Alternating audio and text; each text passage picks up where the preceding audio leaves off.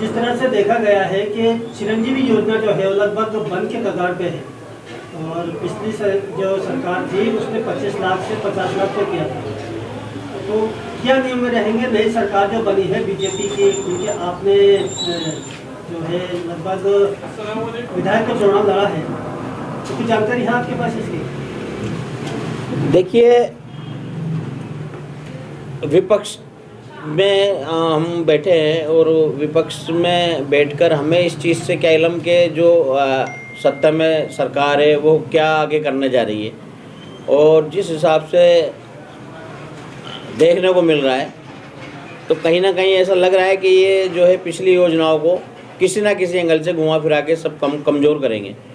जबकि ये गवर्नमेंट्स जो इन्होंने बनाई है वो ये विश्वास देकर बनाई है कि हम इन योजनाओं को रखेंगे, उसके अलावा अच्छी परफॉर्मेंस देंगे। अब ये किसी भी बहाने से या किसी भी तरीके से तोड़ मोड़ करके इन योजनाओं को जनहित से छीनते हैं तो कहीं ना कहीं जनता को, राजस्थान की जनता को नुकसान होगा। और इनको योजनाएं लागू रखनी चाहिए, अच्छा परफॉर्मेंस देना चाहिए। जो माननीय अशोक गहलोत जी ने जो योजनाएं दी हैं और जो जनता को उनका लाभ मिला, तो ये तो और अच्छा परफॉर्मेंस देने के लिए आए हैं तो इनको देना चाहिए। जैसे कि अभी सरकार ने बहाना बनाया कि पिछली सरकार ने काफ़ी कर्जा छोड़ा है जिसकी वजह से विकास में बाधा आएगी, तो क्या लगता है जो पिछली सरकार ने विकास कार्य शुरू किए थे वो विकास कार्य पूरे होंगे नहीं होंगे? देखिए, मैंने अभी कहा ना आपसे कि अगर कोई भी जैसे कर्जे का बहाना लेते हैं या किसी भी किस्म का बहाना लेते हैं तो फिर कहीं ना कहीं मंशा वही है कि जो है जनहित को लाभ पहुंचाने की मंशा है ही नहीं। और आप एक सत्ता में हो तो आप इसकी किस तरीके से सरकार को चलानी है, किस तरीके से जनता को ज़्यादा से ज़्यादा लाभ पहुंच सके, ज़्यादा से ज़्यादा योजनाएं लागू हो सके और अच्छी परफॉर्मेंस दे सकें, ये तो आप के ऊपर है कि आप किस तरीके से सरकार को चलाते हैं, आप पे निर्भर है। और अगर इन योजनाओं में कोई कमी रहती है या जनता तक लाभ नहीं पहुंचता योजनाओं का, या योजनाएं किसी तरीके से बंद की जाती है, तो जनता के साथ धोखा है। अभी देखा गया कि जिस तरह से लोग कहते हैं कि सरकार ने तानाशाही रवैया दिखाते हुए 150 सांसदों को और बर्खास्त किया था, और अभी जिस तरह से कार्रवाई चल रही है बुलडोजर की, तो क्या वाकई में तानाशाही सरकार है?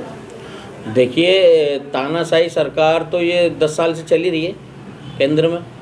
और आप देखिए 150 सांसद के भी आपने की, तो आज से पहले देश में कहाँ हुआ ऐसा? विपक्ष को ख़त्म करने की भूमिका पूरी मतलब ये है कि लोकतंत्र की हत्या के जनता के हित में आदमी बात नहीं रख सके, विपक्ष को 150 सांसदों को बर्खास्त करना यानी कि जनता की कोई बात ही ना रख सके सांसद में, तो कहीं ना कहीं तानाशाही तो आज पहली बार थोड़ी देखने को मिली रही है। शुरू से तानाशाही सरकार तो चल ही रही है। और इनको क्या मतलब जनता की योजनाओं से? ये तो अपने जो है इन्होंने लोगों के जहन में एक ऐसा डाल दिया है, ये हिंदू मुस्लिम मंदिर मस्जिद ऐसा डाल दिया कि उसी पे सारे दिन लड़वाते रहते हैं, इनको मतलब ही नहीं है जनहित के लाभों से। अभी जिस तरह से सरकार बनने के बाद देखा गया है कि बीफ को लेकर, मांस को लेकर काफ़ी हंगामा हुआ है, काफ़ी दुकानें बंद की है और काफ़ी नुकसान भी किया है, तो इसको आप किस नज़रिए से देखते हैं? देखिए, मीट की दुकान नियम अनुसार होनी चाहिए, लाइसेंस भी होना चाहिए,